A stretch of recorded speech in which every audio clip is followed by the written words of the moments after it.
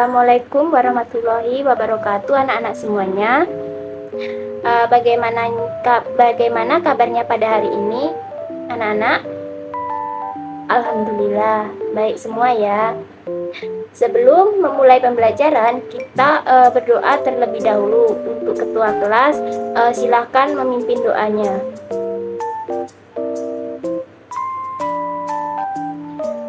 Baik, terima kasih kepada ketua kelas yang telah memimpin doa. Selanjutnya, Ibu akan mengambil absen Ananda semuanya ya, terlebih dahulu. Alhamdulillah hadir semua.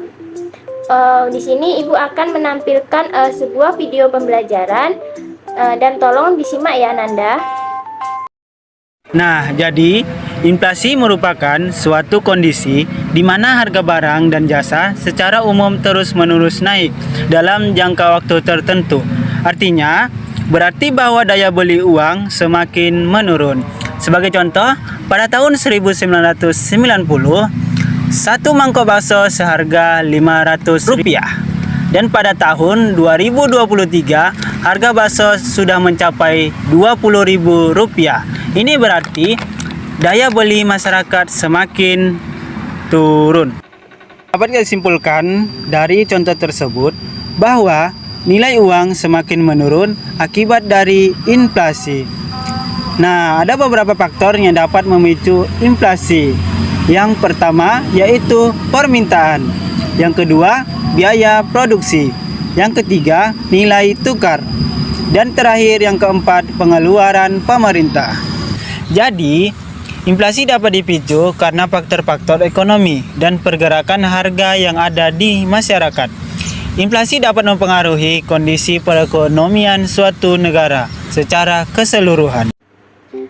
Baiklah, apakah ada yang bisa menyimpulkan video yang Ibu tampilkan tadi?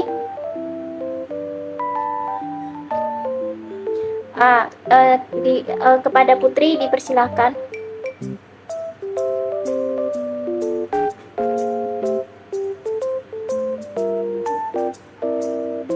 Ya benar. Jadi inflasi adalah kenaikan harga barang dan jasa dalam jumlah besar yang terjadi secara terus-menerus dalam periode tertentu. Salah satu hal yang menandakan terjadinya inflasi adalah meningkatnya peredaran uang kertas akibat penurunan nilai mata uang, sehingga berimbas pada kenaikan harga barang dan jasa. Naiknya harga barang dan jasa secara keseluruhan ini membuat biaya hidup semakin meningkat, sehingga jumlah barang dan jasa itu dapat mengakibatkan suatu inflasi. Dari video tadi itu merupakan gambaran materi yang akan kita pelajari hari ini ya, Nanda, tentang konsep inflasi terhadap perekonomian. Nah, di sini Ibu akan memberitahu apa saja tujuan pembelajaran kita pada hari ini. Yang pertama, menjelaskan pengertian inflasi. Yang kedua, mengidentifikasi penyebab inflasi. Yang ketiga, memahami cara mengukur tingkat inflasi. Yang keempat, mengklasifikasi jenis-jenis inflasi. Yang kelima, itu menganalisis dampak dan cara mengatasi inflasi. Nah, di sini Ibu harapkan kalian bekerja sama dengan teman kelompok kalian untuk melaksanakan sebuah proyek dan mempresentasikan hasil proyek tersebut. Baik, kali ini Ibu akan menjelaskan materi tentang konsep inflasi terhadap perekonomian. Yang mana konsep inflasi pada umumnya inflasi adalah kondisi kenaikan barang dan jasa yang diukur selama 1 tahun oleh lembaga statistik negara. Di Indonesia, peran ini dipegang oleh Badan Pusat Statistik atau BPS. BPS bertugas untuk melaksanakan survei guna mengumpulkan data dari harga berbagai macam barang dan jasa yang dianggap mewakili kebutuhan konsumsi masyarakat. Data yang didapatkan tersebut nantinya dibandingkan dengan harga-harga sekarang dengan periode sebelumnya untuk mengukur tingkat inflasi. Yang kedua itu salah satu penyebab inflasi adalah peredaran uang yang meningkat di masyarakat akibat merosotnya nilai mata uang. Hal tersebut membuat harga barang ikut naik. Semakin banyak uang yang beredar, maka nilai unit mata uang pun akan semakin berkurang. Akibatnya harga barang dan jasa naik sementara daya beli masyarakat menurun. Pada umumnya, fenomena peredaran uang yang tak terkendali tersebut disebabkan oleh kebijakan moneter yang longgar. Inflasi juga dapat disebabkan ketika permintaan barang atau jasa meningkat namun tidak diimbangi dengan pasokan yang mencukupi. Adapun inflasi bisa disebabkan oleh penawaran yang menurun akibat adanya kenaikan biaya produksi. Adapun jenis-jenis inflasi yang dikategorikan berdasarkan sumber, penyebab, dan dampaknya. Berdasarkan sumbernya, inflasi dari dalam negeri. Inflasi bisa terjadi ketika jumlah uang yang beredar di dalam negeri lebih banyak daripada yang dibutuhkan. Tidak hanya itu, penyebab lain munculnya inflasi adalah ketika permintaan dari dalam negeri menurun, sehingga membuat harga barang dan jasa meningkat. Yang kedua, inflasi dari luar negeri. Kenaikan harga barang-barang impor atau dari luar negeri dapat menyebabkan terjadinya inflasi. Harga barang yang naik di negara asal produksi bisa berdampak pada ketidakstabilan ekonomi negara lainnya. Jenis inflasi berdasarkan penyebabnya. Yang pertama, demandful inflation. Inflasi bisa terjadi karena permintaan barang dan jasa di pasar yang mengalami peningkatan namun produsen tidak bisa memenuhinya. Yang kedua, cost push inflation, yang mana kenaikan biaya produksi yang membuat penawaran barang meningkat dan dapat menyebabkan terjadinya inflasi. Yang ketiga, bottleneck inflation, yang mana jenis inflasi yang disebabkan oleh faktor penawaran dan permintaan barang serta jasa di pasar. Selanjutnya, jenis inflasi berdasarkan dampaknya, yang mana inflasi ringan. Inflasi ringan ini merupakan jenis inflasi yang masih bisa dikendalikan dan tidak begitu mengganggu perekonomian negara. Yang kedua, inflasi sedang, yang mana pada level sedang dampak inflasi dirasakan oleh masyarakat berpenghasilan tetap, namun inflasi sedang masih belum membahayakan perekonomian negara. Yang ketiga itu inflasi berat, yang mana inflasi berat berdampak besar pada kestabilan perekonomian negara. Ketika situasi ini terjadi, masyarakat akan lebih memilih untuk menyimpan barang daripada menabung. Yang keempat itu inflasi sangat berat, yang mana inflasi pada kisaran 100% ke atas per tahun dapat mengacaukan perekonomian suatu negara. Pengukuran tingkat inflasi.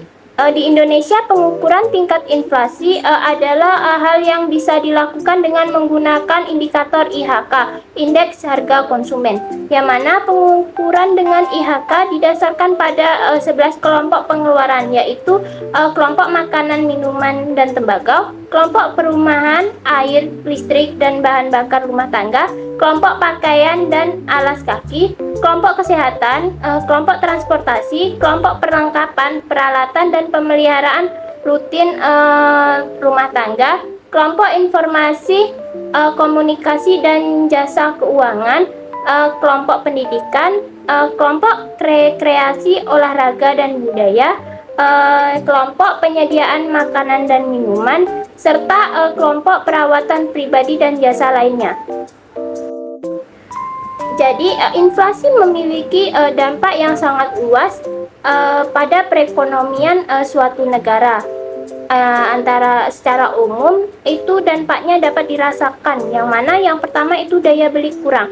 Saat inflasi terjadi, harga barang dan jasa akan meningkat sehingga nilai uang pun menurun. Apabila hal ini terus terjadi, maka standar hidup masyarakat pun akan memburuk. Ketika harga barang dan jasa naik, masyarakat pun akan memilih untuk berhemat. Akibatnya pertumbuhan ekonomi pun akan tersendat. Yang kedua itu nilai uang menurun. Harga barang yang semakin mahal akibatnya inflasi dapat dirasakan oleh seluruh lapisan masyarakat. Maka tidak jarang masyarakat menggunakan tabungan dan investasi yang seharusnya untuk dana pensiun atau kebutuhan penting lainnya untuk mencukupi kebutuhan hidup. Yang ketiga itu suku bunga tinggi. Sebagai bank sentral, salah satu yang bisa dilakukan oleh Bank Indonesia untuk mengatasi inflasi adalah meningkatkan suku bunga acuan. Ketika suku bunga tersebut akan meningkatkan biaya pinjaman bagi konsumen, dengan demikian aktivitas belanja konsumen pun akan menurun. Yang keempat, pertumbuhan ekonomi terhambat.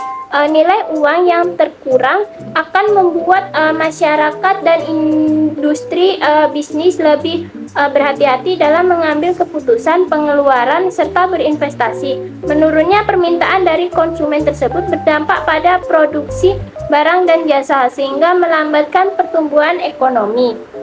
Situasi yang buruk di dalam negeri dapat berimbas pada perekonomian di level global yang melambat seiring dengan menurunnya daya saing. Cara mengatasi inflasi. Terdapat dua cara yang bisa dilakukan oleh suatu negara ketika terjadi inflasi, yaitu penetapan kebijakan moneter dan kebijakan fiskal. Kebijakan moneter merupakan salah satu cara pemerintah mengatasi inflasi, adalah menetapkan kebijakan moneter yang ditujukan untuk menjaga kestabilan moneter. Dalam hal ini, Bank Indonesia akan mengatasi jumlah uang yang beredar dan meningkatkan suku bunga sehingga dapat menarik masyarakat untuk kembali menyimpan uang di bank. Yang kedua, kebijakan fiskal. Cara mengatasi inflasi lainnya adalah dengan menerapkan kebijakan fiskal yang berfungsi untuk mengukur pemasukan dan pengeluaran negara. Adapun beberapa strategi yang termasuk dalam kebijakan fiskal adalah meningkatkan tarif pajak, menambah jumlah barang di pasar, dan menghemat pengeluaran pemerintah. Baiklah, sekarang Ibu akan bertanya kepada anak-anak semua, apakah kalian sering mendengar kata inflasi? Untuk Iqbal, dipersilakan.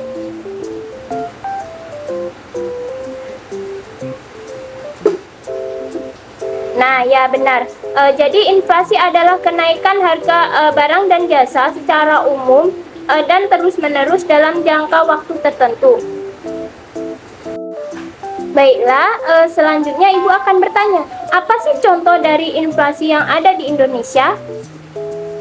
Ada yang tahu? Ya, kepada Putri dipersilakan. Nah, ya benar. Contoh dari inflasi yang ada di Indonesia salah satunya yaitu kenaikan harga BBM yang mana mengakibatkan biaya produksi naik dan berdampak pada kenaikan barang dan jasa yang dihasilkan.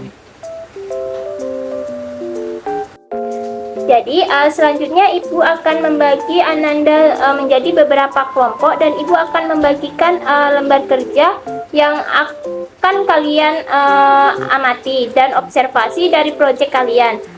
Jadi Ibu akan meminta kepada Ananda untuk mengamati tingkat laju inflasi yang ada di Indonesia dan kalian masukkan ke dalam suatu perhitungan. Bisa dipahami ya, Nanda? Jadi apa saja yang kalian diskusikan itu ada hal-hal yang akan kalian observasi, peran dan masing-masing anggota, daftar pertanyaan untuk wawancara, sehingga kalian semua paham kan dengan tugas yang Ibu berikan. Jadi silakan kerjakan tugas tersebut dalam jangka waktu 20 menit, 15 menit lah, mulai dari sekarang. Baik, untuk Ananda semua, apakah tugas tersebut sudah selesai? Oh, jadi belum ya. Baik, Ibu akan memberikan waktu kepada Ananda semua untuk mengerjakan dalam waktu 1 minggu yang ya Ananda semua.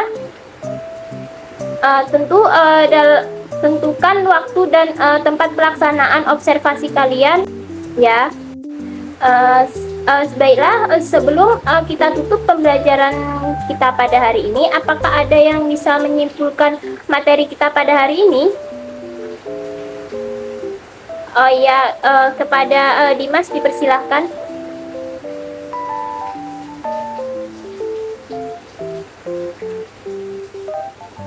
Nah ya, benar. Baik, sekian pembelajaran kita pada hari ini. Ibu ucapkan terima kasih. Wassalamualaikum warahmatullahi wabarakatuh.